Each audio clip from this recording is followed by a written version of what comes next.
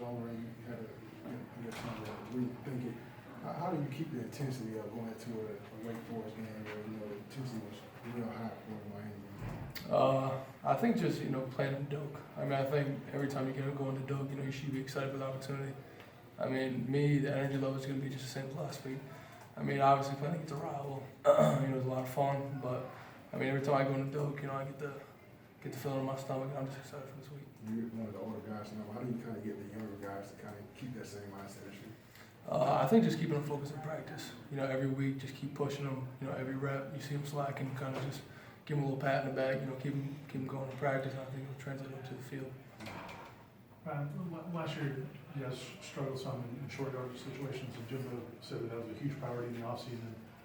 How does it feel to have the success you guys are having, where it seems like the other night, especially every time you got in the third and short, we really moved the pile and were able to do that? What does that do for the offense? Yeah, I mean, it feels really good. It just gives us more opportunities to score, gives more opportunities to make plays. But I think we're kind of taking more of emphasis in practice. Against the scouts, being more physical during short yards packages during our goal line too. So I think just taking more of emphasis in that in practice, it's showing games and giving us more opportunities. So is that success creating more confidence when you get in those situations? Yeah, 100%. I mean, when we got third and one, we got to make a play or something. I think our confidence is as high as it's ever been.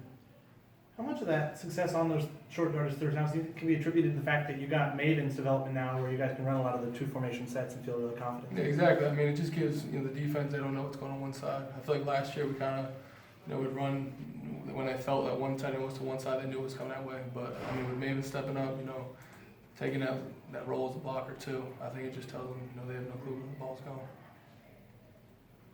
You see a quarterback take those type of hits, but still get up and still go out there and play. What does it do for the confidence of the offense? Yeah, I mean, I think it's like, kind of just shows our toughness.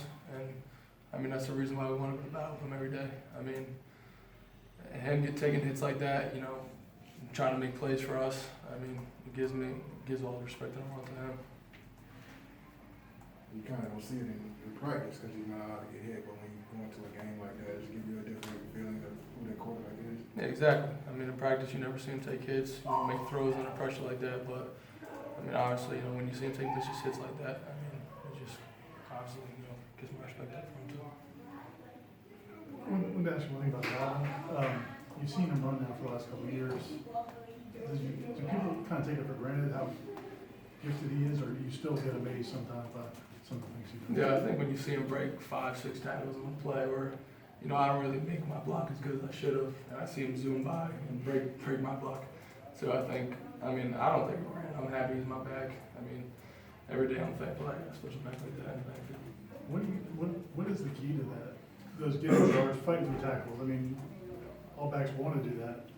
What do you think gives him the ability to do that? I think just his work ethic. I mean, he's not the tallest back, but he's a big, strong back. He works real hard in the weight room.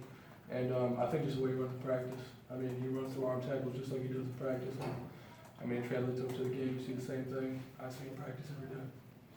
What has Brock Rubble's emergence done for the run game the last couple of weeks? Yeah, I think he just kind of set that last lineup we got.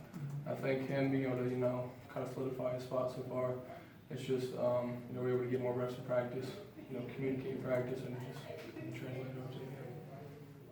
You talk about Dalvin's preparation, but when did he become this good as of a receiver out of the backfield? It seems like this is the new maturation process for him. Yeah, I mean, ever since I've seen him, he's always been a good receiver.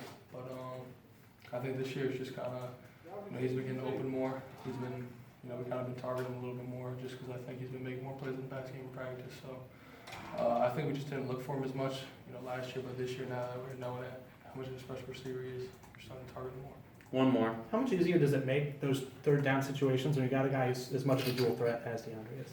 Yeah, I mean, it helps everything when defense has no clue what's coming. You could run the option. He could be running a Q and it just puts us up one man on every play. So I think, it just, gives the defense more to think about every single play. Cool. Thanks, Ryan.